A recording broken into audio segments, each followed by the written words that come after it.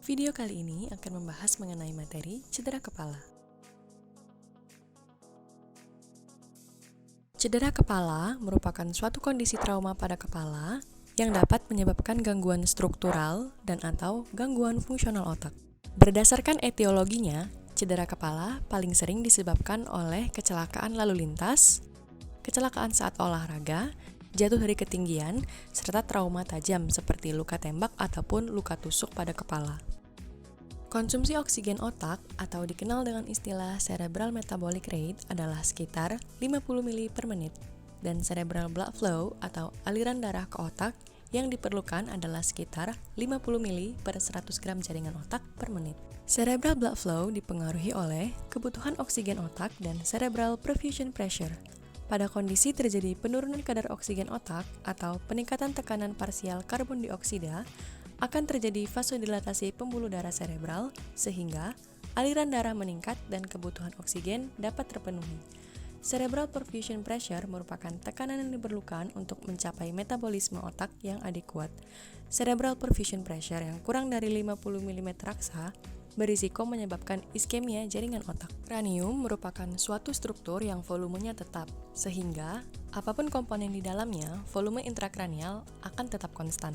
Komponen intrakranial terdiri atas 3, yaitu parenkim otak, cairan cerebrospinal, dan darah. Apabila terdapat komponen lain yang mengisi ruang intrakranial, seperti massa atau darah, maka pada tahap awal akan terjadi kompensasi drainase cairan cerebrospinal ke sistem ventrikel dan drainase darah ke sinus venosus agar tekanan intrakranial tetap terjaga.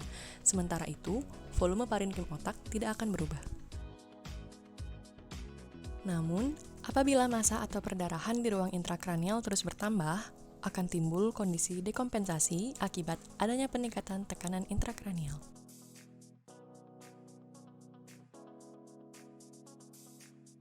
Berdasarkan lokasi lesi atau perdarahannya, cedera kepala terbagi 2. Yang pertama, ekstraaksial, berarti lokasi lesi tidak berada di parenkim otak.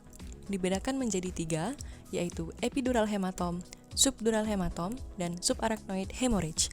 Yang kedua, intraaksial, yang berarti lokasi lesi mengenai parenkim otak yang terdiri atas hematoma intraparenkim, diffuse axonal injury, dan contusio cerebri. Epidural hematom merupakan akumulasi darah di antara dura mater dan kalvaria akibat rupturnya arteri meningea media yang biasanya disertai oleh fraktur di regio temporal atau occipital. Pada CT scan didapatkan gambaran biconvex atau lemon shape. Gejala klinis yang timbul antara lain lucid interval, yaitu suatu kondisi di mana pasien kehilangan kesadaran sesaat setelah trauma, diikuti dengan pulihnya kesadaran secara total untuk sementara, dan kembali tidak sadar karena adanya perburukan neurologis. Lucid interval bukan merupakan suatu patok mnemonik epidural hematom dan hanya terjadi pada 14-21% kasus epidural hematom. Gejala lainnya meliputi muntah, sakit kepala, kejang, dan pada tahap lanjut akan timbul Cushing triad yang tandanya meliputi hipertensi, bradikardi, dan respirasi irregular. Tekanan intrakranial yang terlalu tinggi akan menyebabkan adanya herniasi otak yang ditandai dengan pupil anisokor. Subdural hematom merupakan kondisi di mana terkumpulnya darah di bawah lapisan dura mater akibat rupturnya bridging vein. Pada pemeriksaan CT scan didapatkan gambaran berupa crescent shape. Subdural hematom diklasifikasikan menjadi 3, yaitu akut dengan rentang waktu 1-3 hari, subakut 4-21 hari, dan kronis lebih dari 3 minggu.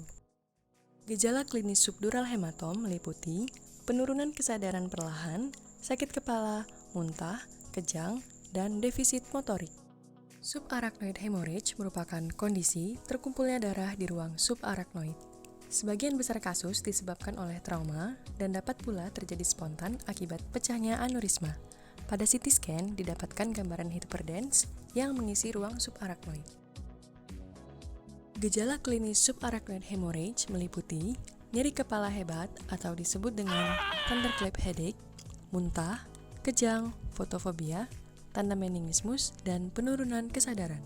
Berdasarkan derajat keparahannya, cedera kepala dibedakan menjadi 3, yaitu cedera kepala ringan dengan GCS 14-15, cedera kepala sedang dengan GCS 9-13, dan cedera kepala berat dengan GCS kurang dari sama dengan 8. Tata laksana awal yang dapat diberikan yaitu primary survey yang meliputi airway dan C-spine control, di mana semua pasien trauma harus dianggap mengalami cedera servikal hingga terbukti tidak, berdasarkan gambaran radiologis sehingga harus diberikan collar brace. Intubasi bila GCS di bawah 9 untuk menjaga patensi airway. Hindari hipotensi dan pertahankan MAP lebih dari 90 mm raksa. Hipotensi menyebabkan penurunan aliran darah ke otak dan memicu iskemia cerebri. Hindari hipoksia dan pertahankan saturasi oksigen di atas 90% karena hipoksia mempercepat proses iskemia otak. Kontrol tekanan intrakranial di bawah 20 mm raksa. Pertahankan tekanan parsial karbon dioksida antara 35 sampai 45 mm raksa. Hal ini direkomendasikan untuk memperbaiki perfusi serebral. Hiperventilasi sementara berguna untuk menurunkan hipertensi intrakranial. Hiperventilasi juga dapat menyebabkan vasokonstriksi serebral serta penurunan oksigenasi otak sehingga harus dimonitor. Berikan cairan isotonis. Cairan hipotonis dikontraindikasikan karena menyebabkan edema otak dan memperburuk hipertensi intrakranial. Kemudian, head up 30-45 derajat. Tata laksana lainnya dapat dilakukan dengan pemberian manitol 0,25-1 gm per kilogram berat badan per 6 jam. Bila terdapat hipertensi, dapat diberikan nicardipin. Pemberian muscle relaksan salah satunya berupa rocuronium dengan dosis 0,9-1,2 mg per kilogram berat badan. Pemberian agen anestesi lainnya berupa propofol, midazolam, ataupun ketamin. Sekian dari saya, semoga bermanfaat dan terima kasih.